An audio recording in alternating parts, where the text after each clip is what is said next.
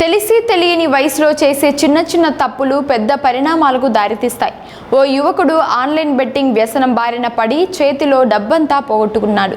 అంతటితో ఆగకుండా తెలిసిన వాళ్ళ దగ్గర కూడా అప్పులు చేశాడు. బెట్టింగ్ మాయలో పడి తీవ్రంగా ఆర్థికంగా నష్టపోయిన సదరు యువకుడు చివరకు ఆత్మహత్య చేసుకుని తనువు చాలించాడు.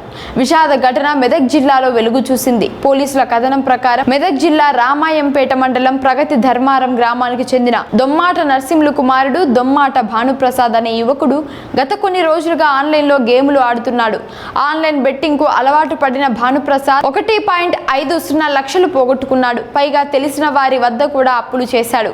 ఆర్థికంగా నష్టపోయిన భానుప్రసాద్ తీవ్ర మనస్తాపానికి గురై 5 రోజుల క్రితం తమ వ్యవసాయ బావి వద్దకు వెళ్లి పురుగుమందు తాగాడు. గమనించిన కుటుంబీకులు వెంటనే రామాయంపేటలోని ఓ ప్రైవేట్ దవాఖానాకు తరలించారు. మెరుగైన వైద్యం కోసం కుటుంబ సభ్యులు హైదరాబాద్లోని నిమ్స్ దవాఖానాకు అతన్ని తరలించారు. అయితే అక్కడ చికిత్స పొందుతూ ఆదివారం తెల్లవారుజామున భానుప్రసాద్ మృతి చెందాడు.